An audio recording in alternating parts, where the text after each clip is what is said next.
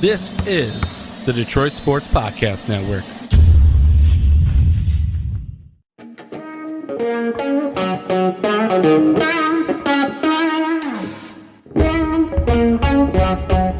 The biggest icon in podcasting.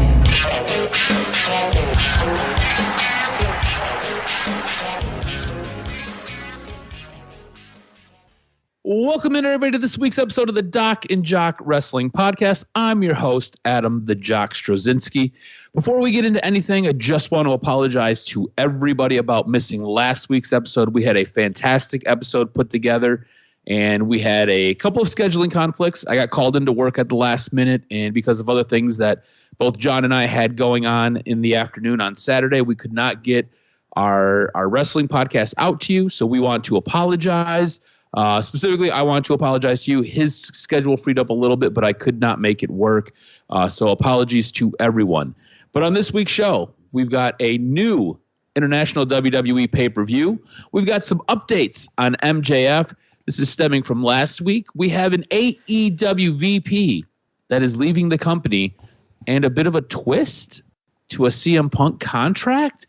Because last week, we didn't do a show, and the wrestling world melted down, and craziness ensued, and stuff that we never thought was going to happen took place at War Games, and I think that's where we kicked this bad boy off.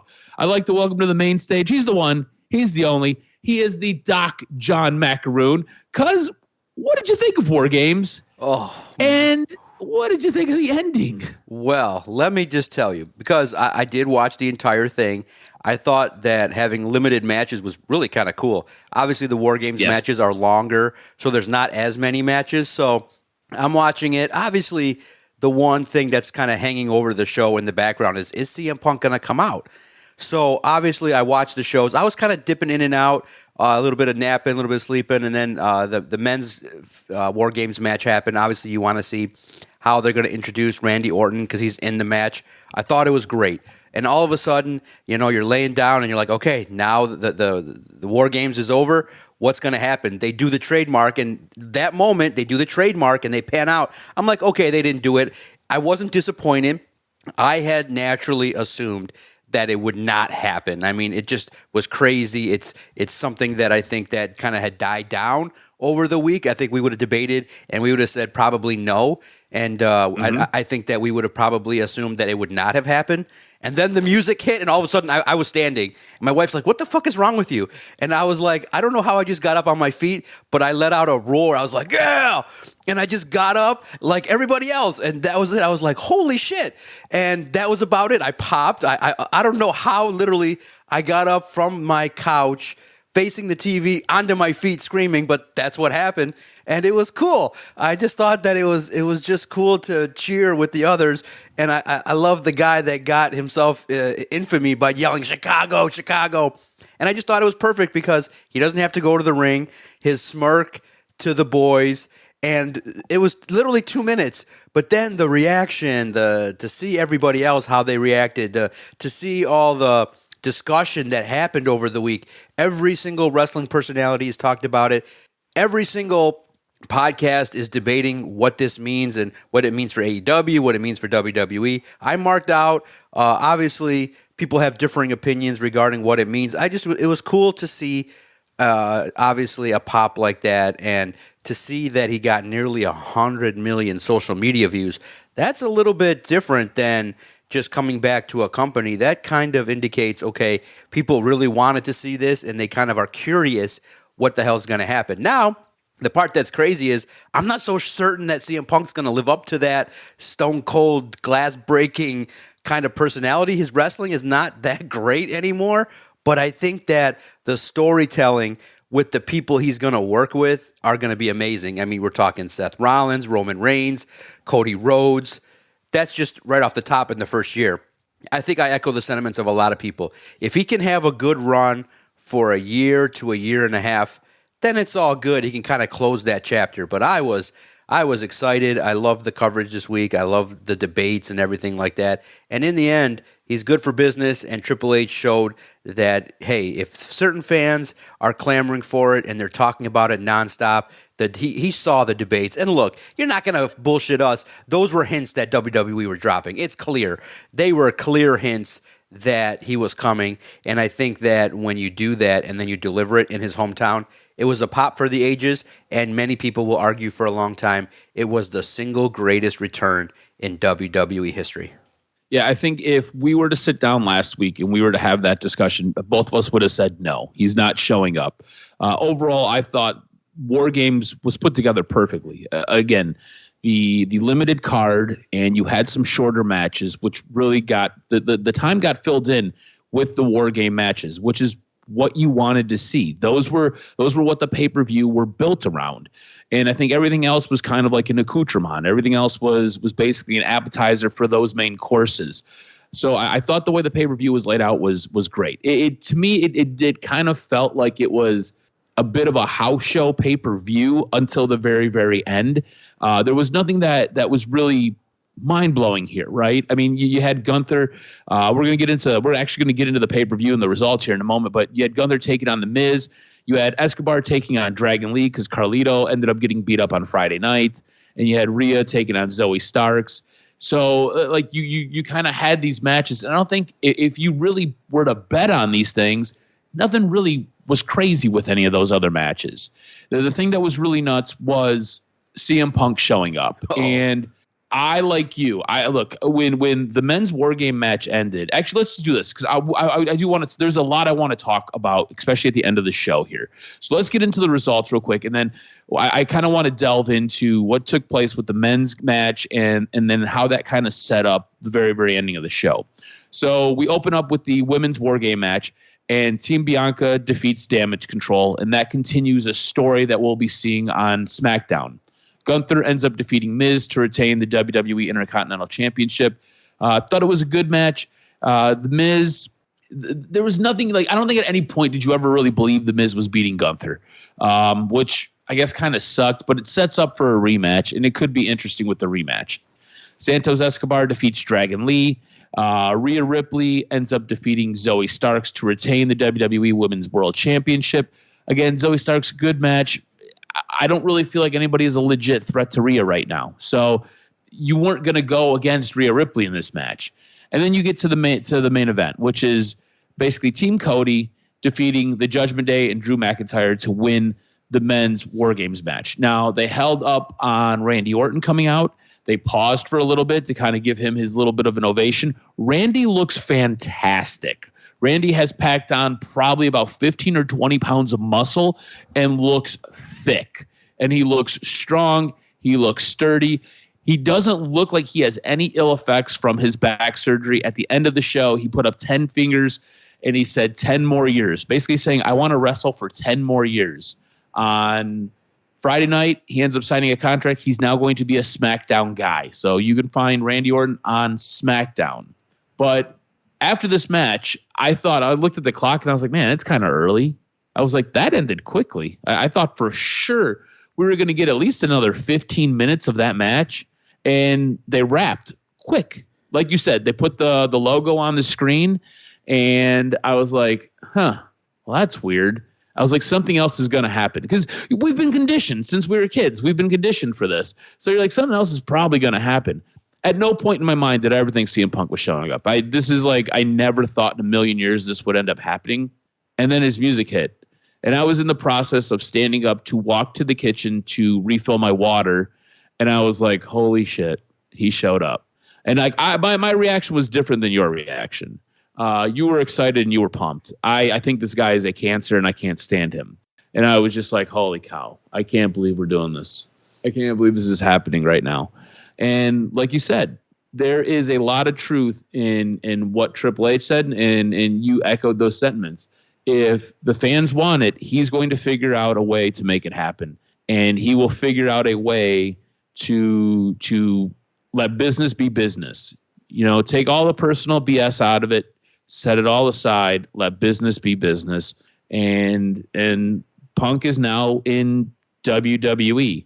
I think the reactions that took place after, because there was a lot to break down there, specifically Seth Rollins and Drew McIntyre. Those were the two big reactions that we heard about after the show. Now Seth's sounds like it's all angle driven, but to me, it feels like there's a little bit of real life mixed in with it. It's not just angle. He's pulling from something. Seth, very, very vocal, very, very animated at the end of the ramp, looking up at CM Punk as his music played, flipping him off, effing him off, basically telling anybody if he goes in the back and he's there, he's whipping his ass. There was a lot going on, a lot of emotion coming out of Seth Rollins. You didn't really get to see Drew McIntyre leave. Drew McIntyre kind of slipped out the back after the match. He was pissed. He was upset. Word is he walked to the locker room, slammed his locker, threw a hoodie on, was very vocal about a couple of things as far as swear words going and just being upset. Nobody really understood what he was upset about. And he just left. Didn't even shower. Didn't stick around for the presser. He was visibly worked up about something. So you have a locker room that feels as though it is already split with the addition of CM Punk. How do you think the locker room embraces Punk? Now, we've already had him there for Monday Night Raw. It sounds like he's going to be on SmackDown next week. Seth Rollins, I think, came out and cut a fantastic promo regarding CM Punk and regarding what's going on with his championship belt. I thought he did a fantastic job. Thought it was really, really well done.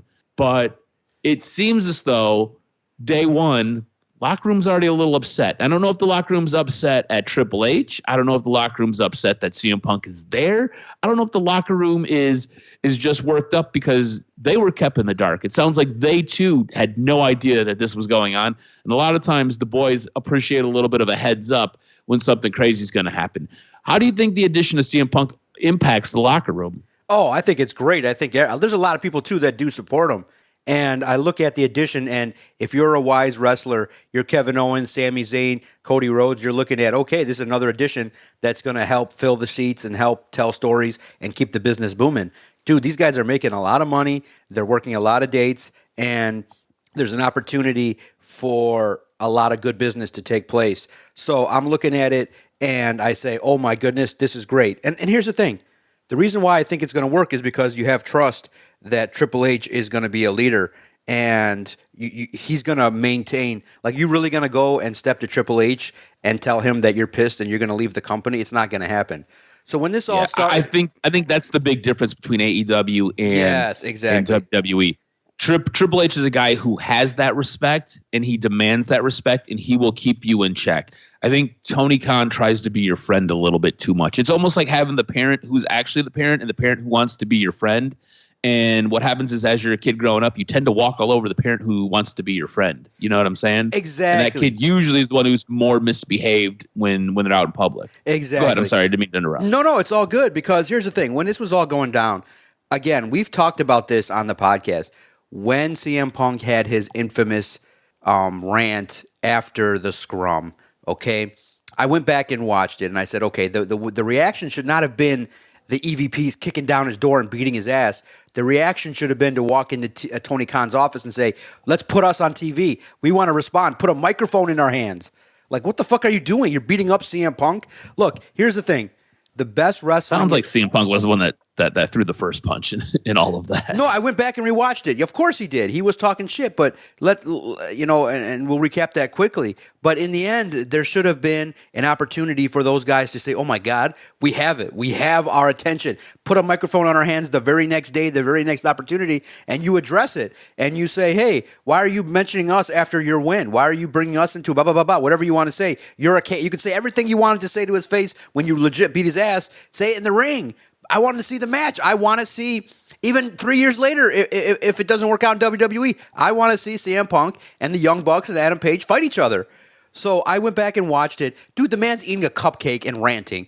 So he's just had a match, and he's sitting there, and you realize, okay, he's addressing something that's been pissing him off. He wanted to set the record straight, and yes, he starts taking personal shots and calling the Young Bucks and Adam Page dumb and going business for themselves. He's legit pissed off.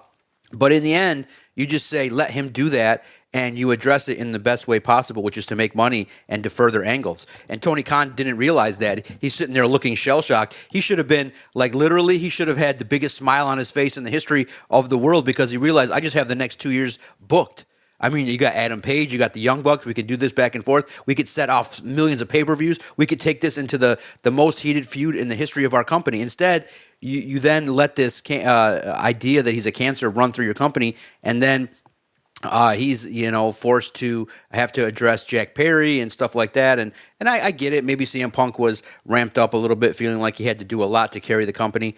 He'll be more in line in WWE, and I think that he realizes, okay, I'm just one of the guys. I don't have to carry the company, knowing that there's so many deep stars that are out there. Seth Rollins, Cody Rhodes, Kevin Owens, Sami Zayn. He's one of the guys, and I think he realizes, okay, I can be more of a guy that's part of a team as opposed to the guy that's stirring the pot, and the jealousy won't be as much from a locker room that has more top stars. He'll be one of the guys. In AEW, he was the guy, and everybody was looking at him as the chum, and all the sharks were trying to get over on him. Now it's much better.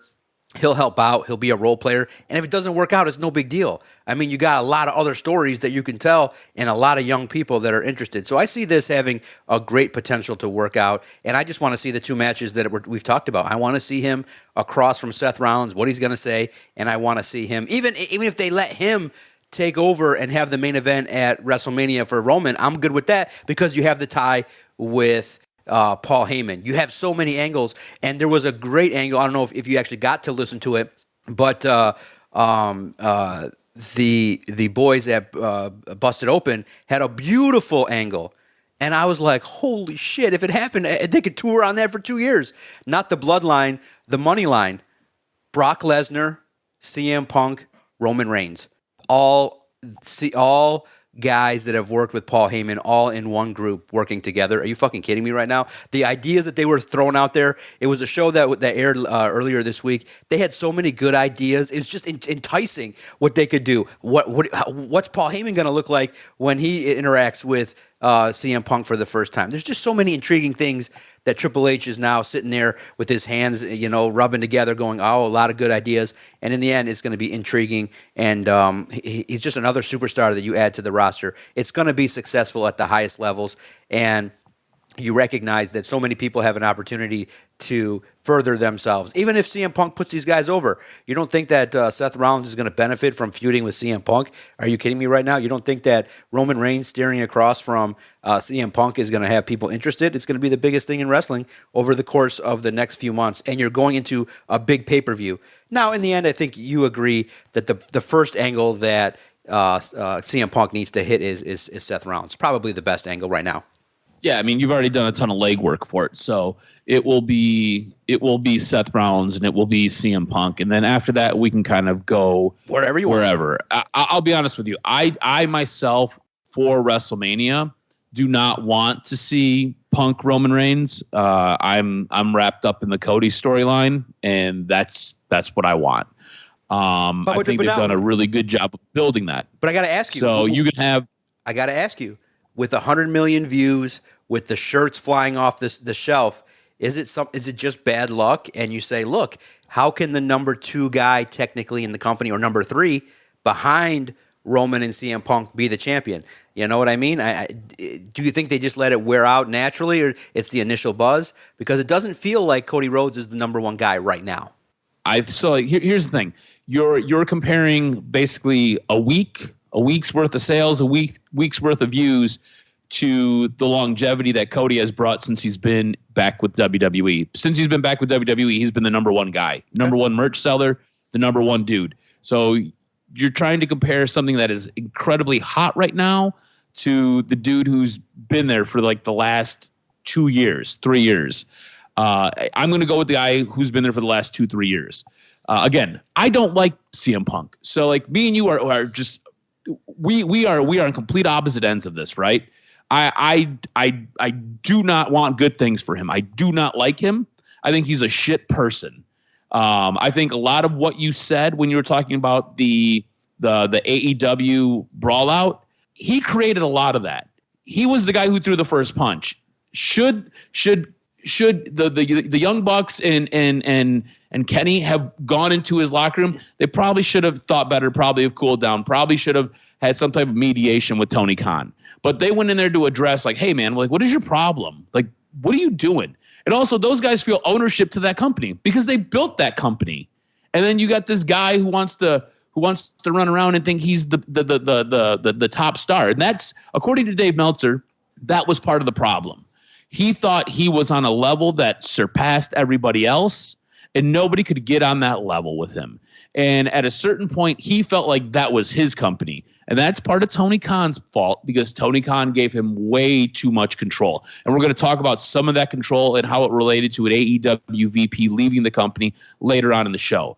So, look, I would not go Punk Reigns right now. I think there is an interesting story regarding Paul Heyman. I think you can do a very interesting angle with that. Going into WrestleMania, you have already been building something for over a year.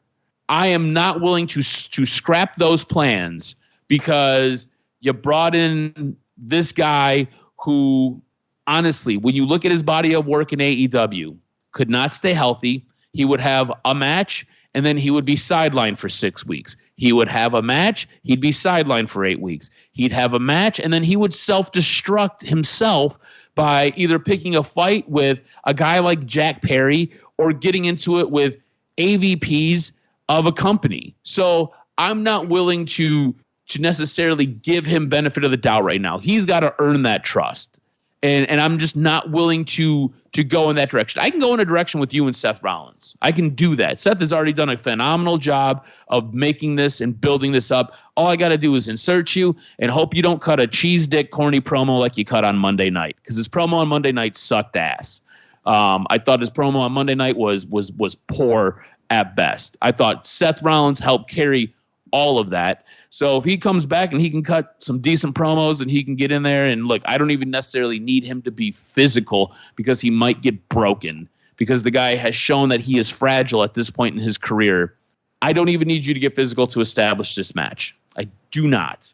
Right. Absolutely do not. Also, to me, with his promo, I want to double back on this real quick. With his promo that he cut this week, do you feel he's going face or do you feel he's going heel? Because the bulk of the promo that the crowd got was very face orientated. But when he looked into the camera and the things that he muttered at the end that were off mic were very heel. I think he's working heel. It's tough because it's gonna be tough because how's the crowd gonna receive him? He's gonna be very popular. I don't know. It could be something where you let Seth be the face, obviously, and CM Punk become the heel, and you move forward in that direction. But it'll be interesting to see, obviously, the manner in which CM Punk. Because here's the thing.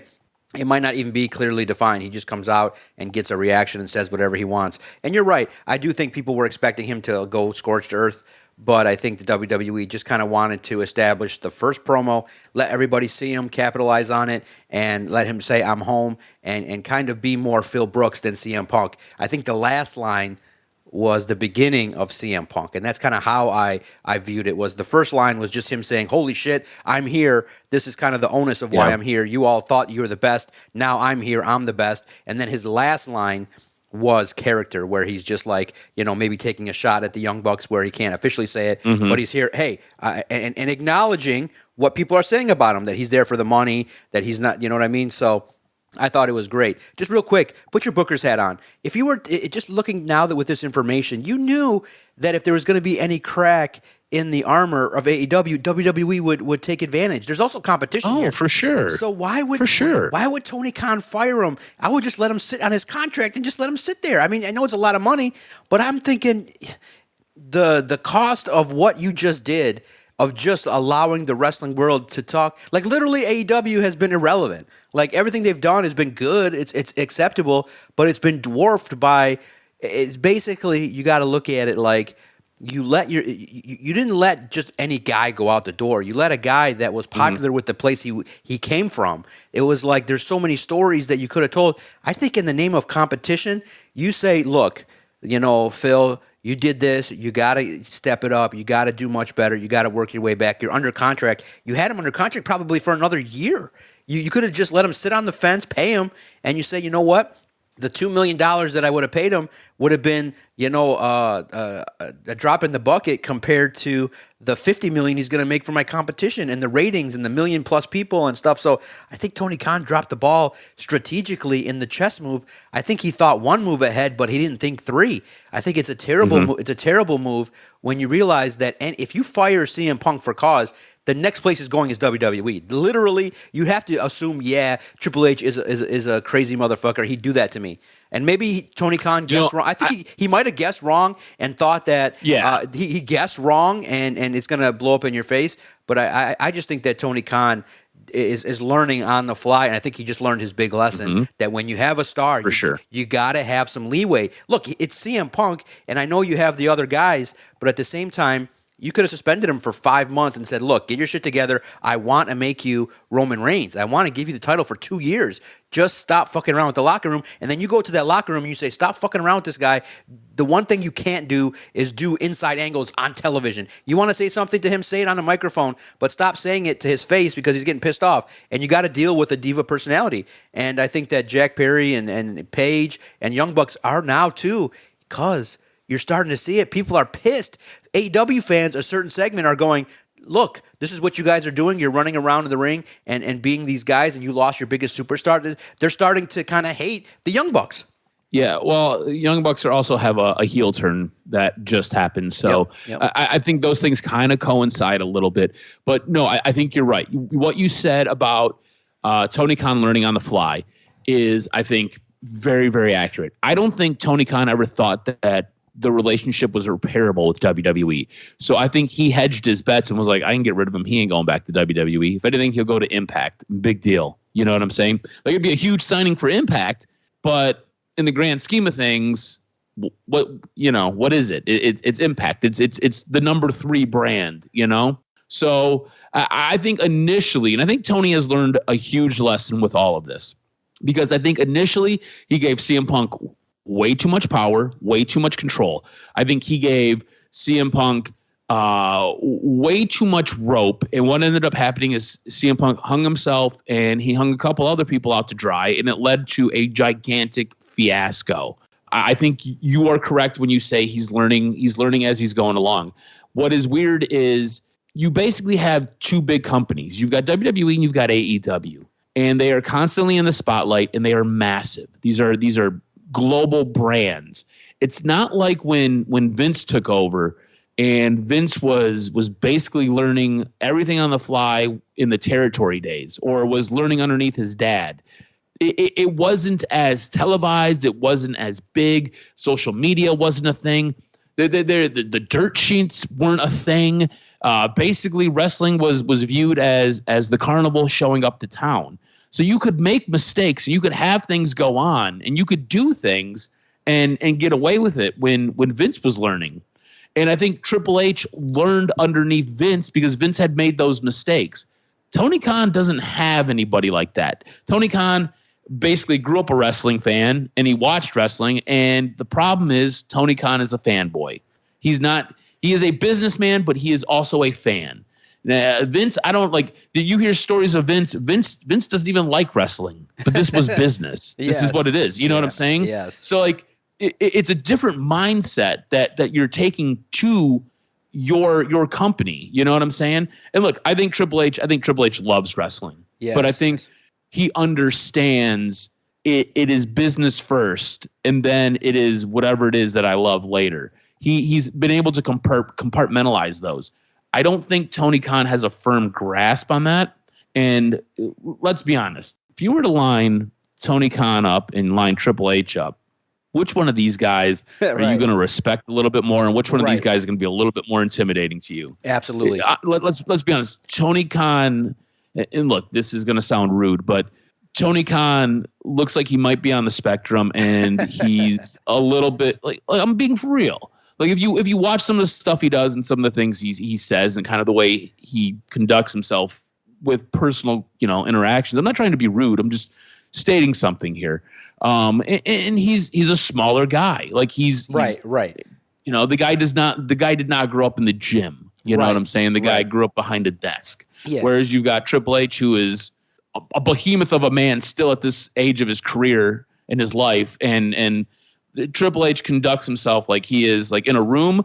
That guy moves like he's a god. So it's just different. It's different. Just different. And he's dropping now. He's wearing $50,000 Rolexes in his pressers that definitely you noticed that. I definitely noticed the pieces that he likes. And I went to look and see, and obviously Rolex highlights the high end people that wear their stuff. So that's a high end watch that dude's wearing. And it's more corporate. And that's what I was thinking as you were talking was. Whatever. Obviously, he cares about business, but part of me just thinks that 10% of it is him swinging his dick at Tony Khan, saying, "Look, you had a pop in Chicago, for sure. Now I got a pop in Chicago that drew 100 million views and probably $2 million."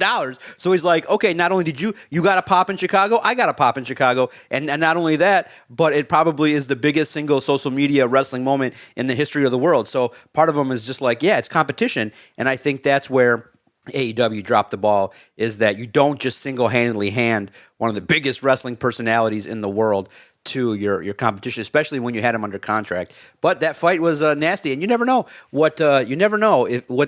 maybe in 10 years we'll get the true serum from CM Punk if he just did that on purpose, just to get his ass fired, realizing that here in AEW I'm going to just be the big fish in a little pond. If I go to WWE, even if I'm mediocre, I'm going to be so much bigger, and it's such a bigger part of what's going on. So we'll see what happens. It was great. It was a great week of wrestling. It was a great week of speculation. Everybody's talking about it, and that's what. Let me add this in real quick. Let me add this in real quick about CM Punk.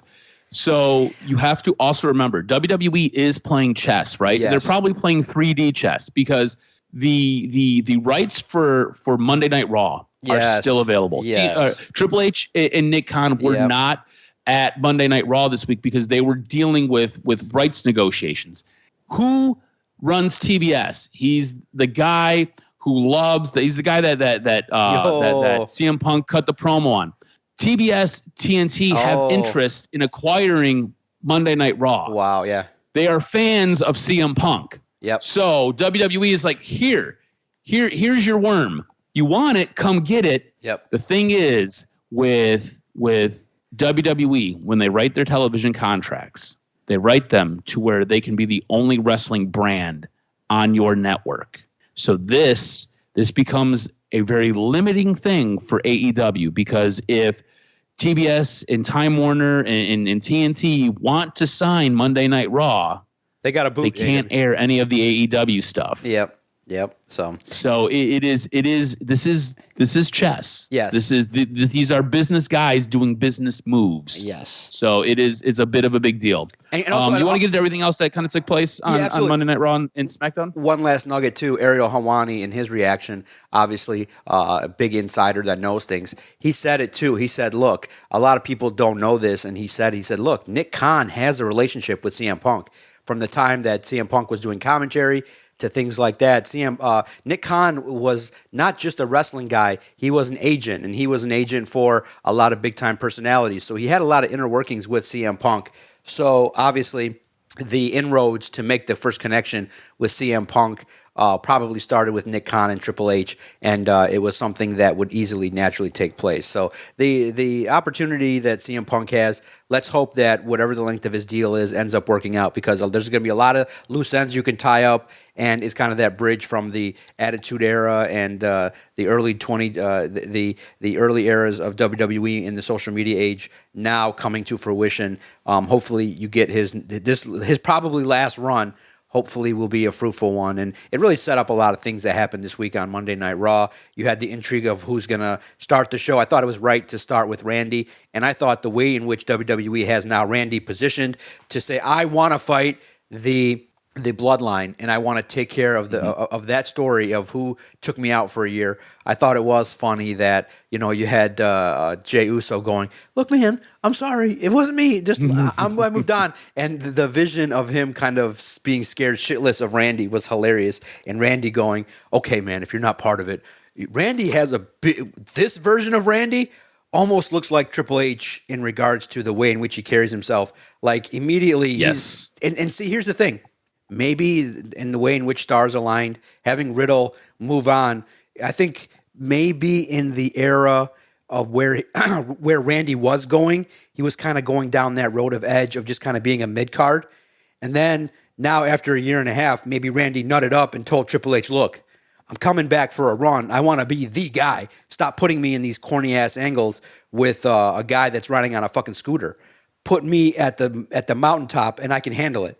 And that's where he belongs. Randy is not a fucking tag team guy with a guy that's doing, bits.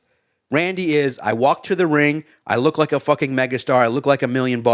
You got an experienced, basically combination of CM Punk and Cody Rhodes in Randy Orton, a guy that, in my opinion, if you also had beat Gunther, beat Roman, is legitimate and credible. He looks the part, and I was happy to see Randy now getting into some feuds and getting into some important shit.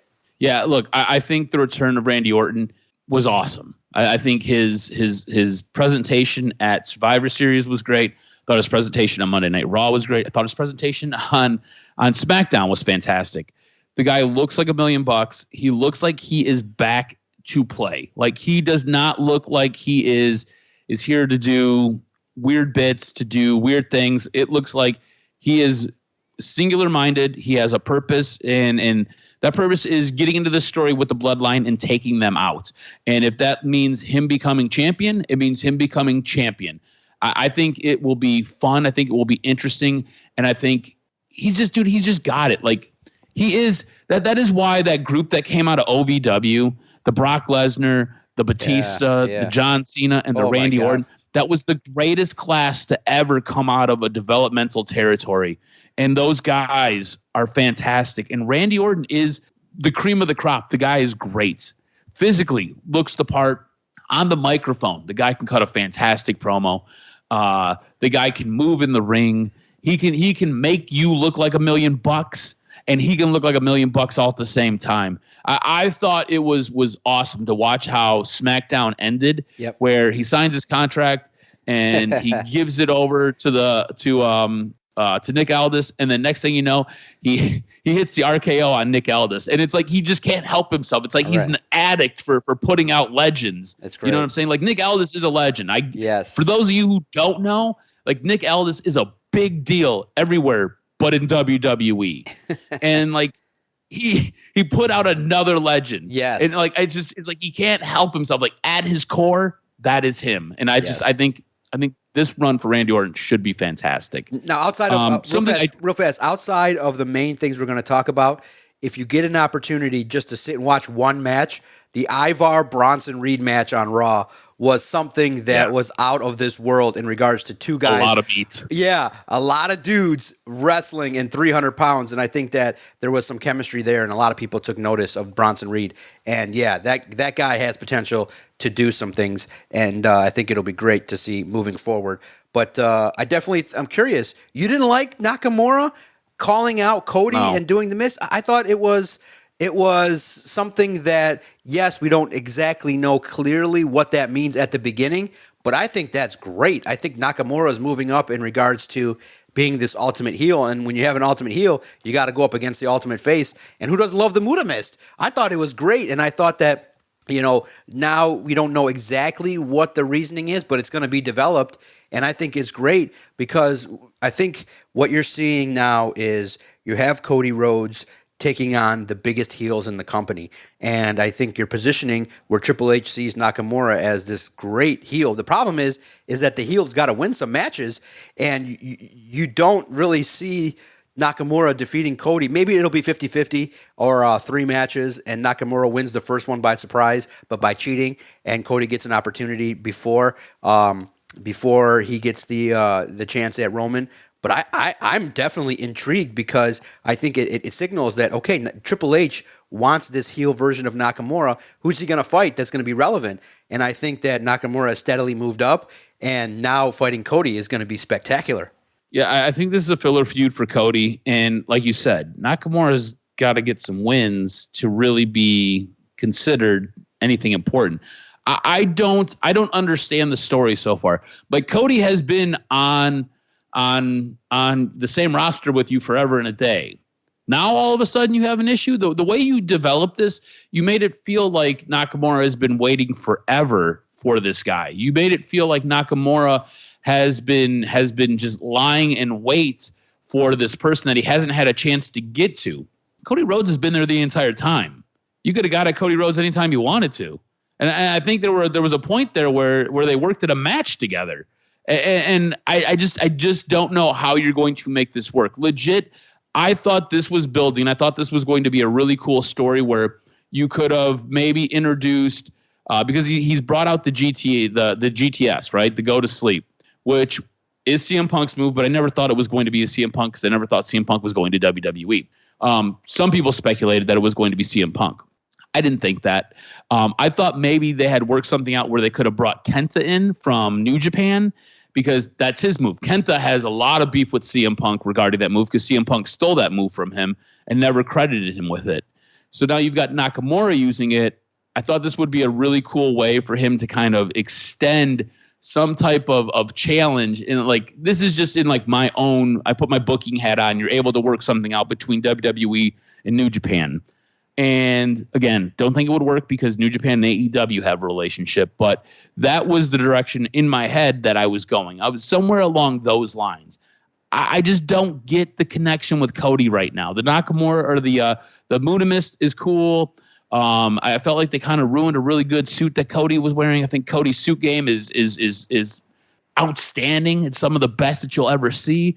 I just don't know where we're going. And you've got a couple weeks to kind of get me hooked, and that's about all I'm going to give you for this. This to me feels like filler feud, and I feel like Cody will be walking away with lots of victories. I think Nakamura is just going to be a bit of a fly in the ointment.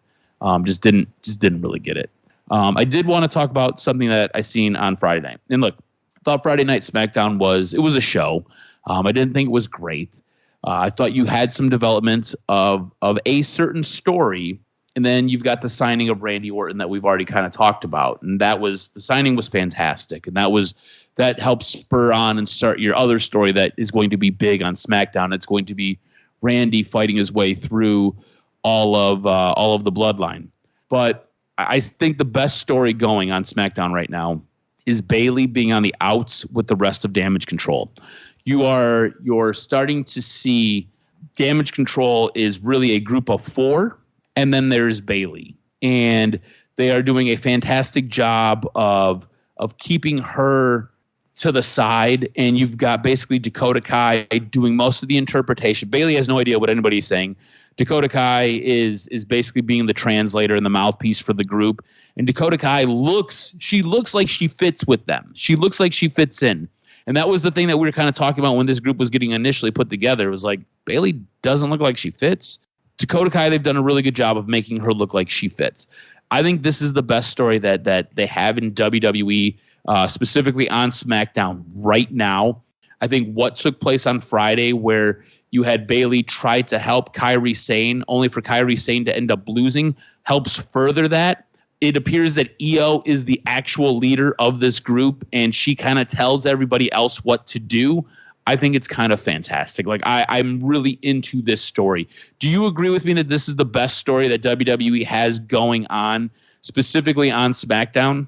Yeah, it's real interesting. Obviously, Bayley's selling it really well. Obviously, that she's not involved. You have the others, and it probably lends to maybe her being kicked out of the group in a violent way, which would be great. I think people want to see it. I just have a hard time investing in that. It's not really drawing my interest all that much, especially when you have Logan Paul and Kevin Owens, and you have Grayson Waller, who's a nasty heel. So I'm more interested in that. Grayson Waller is fantastic on the microphone. Yes, Grayson natural. Waller is severely underrated, I feel. Yeah, he's going to move up the ranks of being a heel pretty quickly. I just have to invest a little bit more to get like Io Sky, Shotzi, Dakota Kai. They're like all the same person to me. And like I said, I've talked about it before. The one that's distinct is Asuka. She's a little bit older, and I've invested more. But the others are like all the same. It's like, I just can't. Obviously, the champion is the champion, and then you got the others.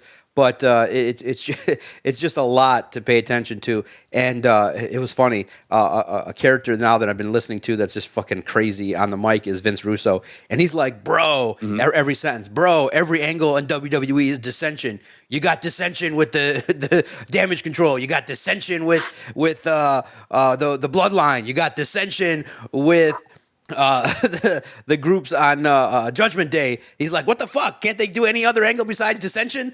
So so that poisoned my thinking as well. But I just want to see, obviously, the most entertaining. And actually, for me, outside of Damage Control, I'm more interested in Charlotte and Bianca Belair and Becky and where all that could lead to. Could that be a reunion of sorts? And could Triple H dip his toe back into the shocking nature of WWE and bring back a star that probably needs to have her career, have her ship be told correctly? So for me, that's where I'm at. I'm at with SmackDown, and I definitely like Damage Control, but it's just not top of my radar.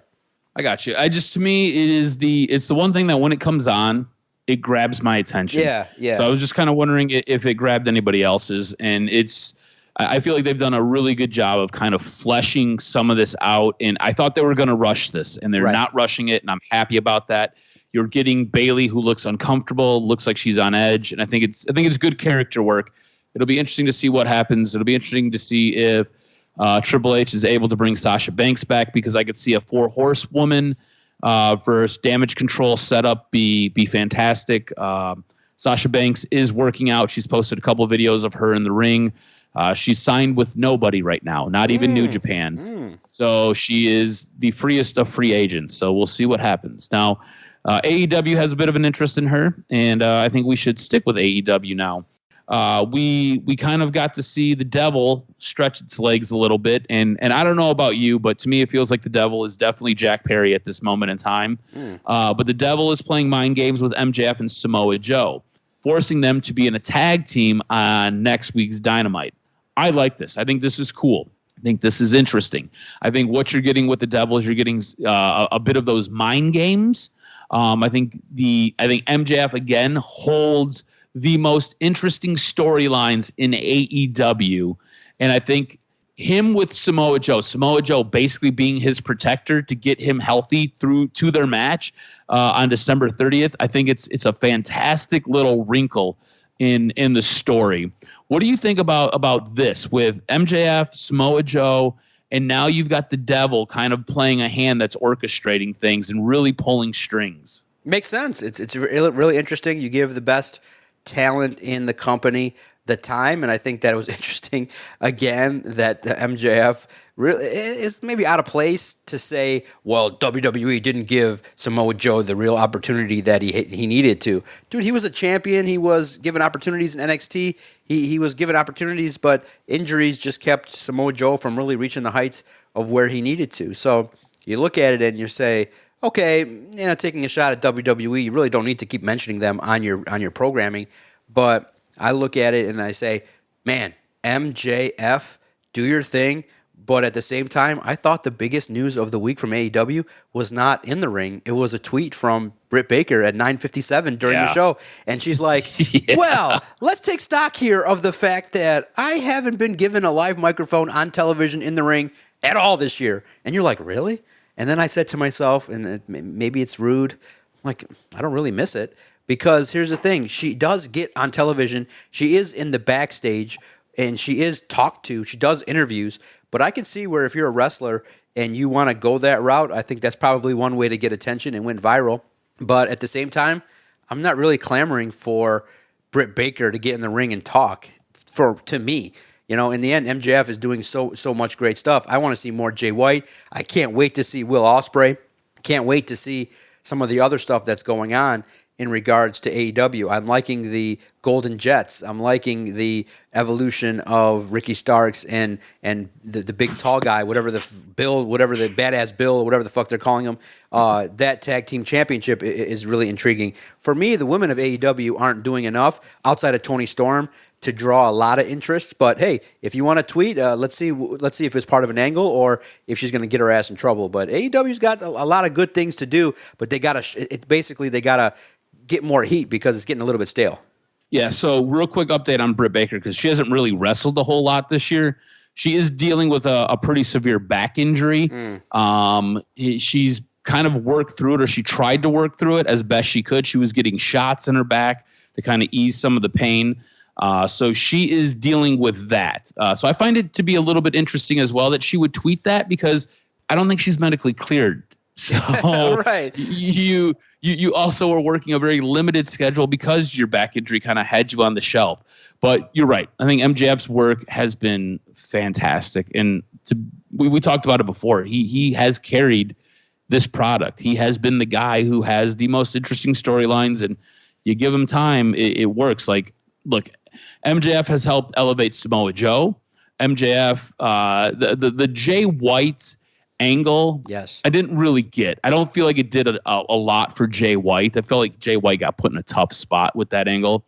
But he got TV time, and all you can do is make the most out of your TV time. I think MJF did help elevate Bullet Club Gold a little bit because you got to see the Guns wrestle MJF. I got to see the Guns wrestle MJF and Samoa Joe.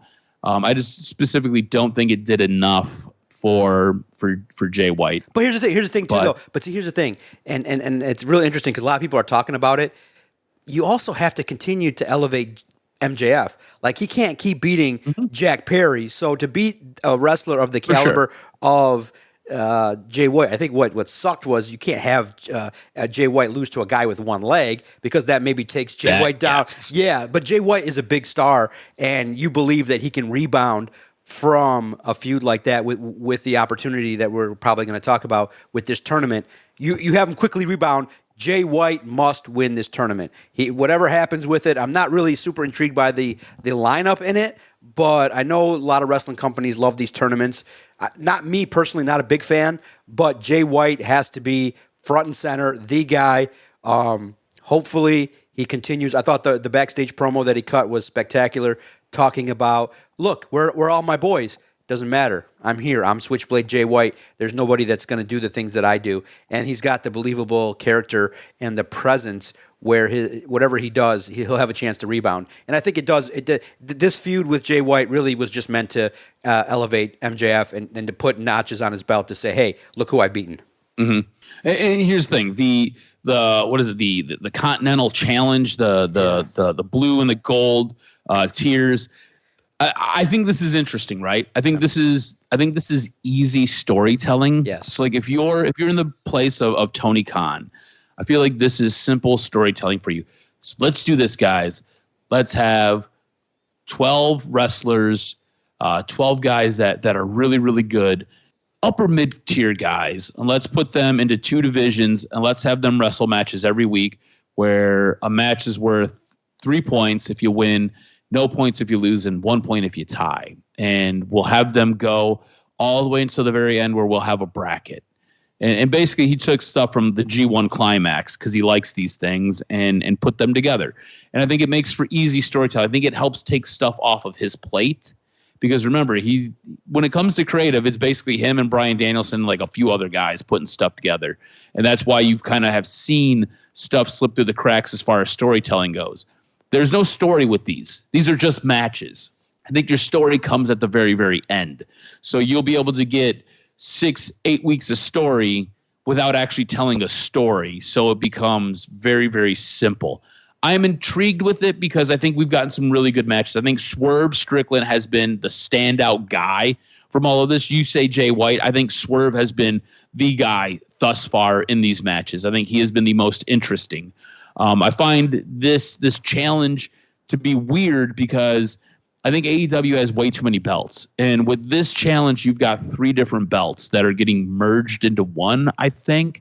It's odd to me. It's weird. But I'm intrigued because, again, in the end, that's where your story will be. It'll be whoever's able to kind of make their way through these brackets and through this round robin. But it is highlighted a couple of guys, and Jay White, Swerve Strickland are 2 dudes that have been massively highlighted in this challenge, and I think it's fantastic for those guys to be able to show off their work. Swerve is doing some of his best work right now. Adam Copeland and Christian Cage had a bit of a back and forth. Did you watch this live? Because I watched this live, and I was so surprised that this got through. Look, Christian Cage did a really nice job. Just to kind of set this up, Christian Cage did a really nice job trying to play these mind games with Adam Copeland. They're supposed to have a match for the TNT Championship. this upcoming week on Dynamite, and Christian does not want to wrestle Adam Copeland. Comes to the ring with 5 security guards, ends up sending them out like, we don't need these guys, we can just talk. And he just ends up talking about Adam's mom, talking about how when he was a kid he didn't have a dad, and Christian's dad was his dad, and how they basically grew up together and they loved each other, this, that, the other thing. And Christian was like, let's do this. Let's do what you wanted to do. Let's wrestle together. Only for him to try to hit Adam Copeland with the TNT Championship when he had his back turned, and Adam Copeland to kick him in the nuts, put him down on the ground, and then grab the microphone and tell him to go fuck himself. He said, go fuck yourself. And it wasn't bleeped out. It wasn't bleeped at all. Did you catch that? What was your reaction when that got through? Because they tried bleeping everything right after it. Like right after it, there was zero noise. They bleeped the shit out of it after, but that got through. They did not bleep that at all. It just happens, and I just think that it's always funny to look at these sensors and what they try to let through and whatnot. And sometimes you just, if you're half a second behind, if you're a beat behind, you miss it. And I thought actually it added to the feud. I thought, okay, you know what? If they didn't get it, fine.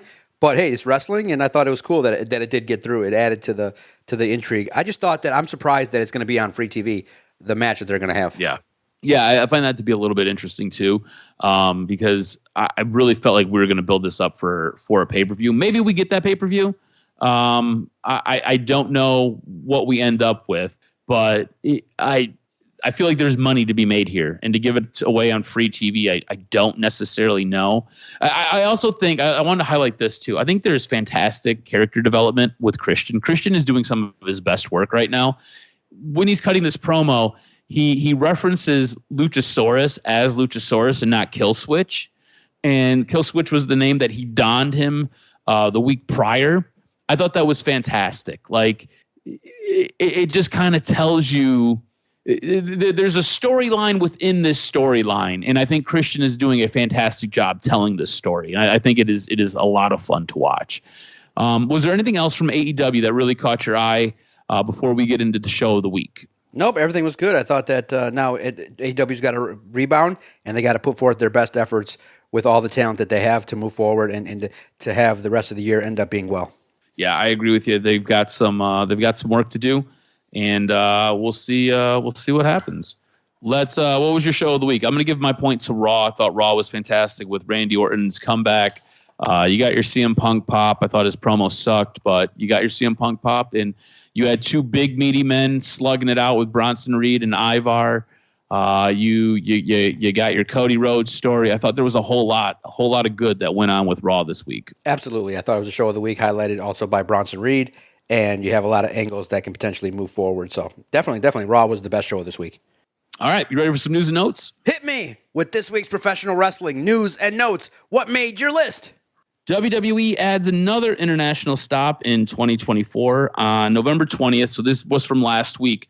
WWE announced that due to the success of the ticket pre-registration for the company's Bash in Berlin premium live event on August 31st, 2024, WWE will also be hosting SmackDown the night prior on August 30th.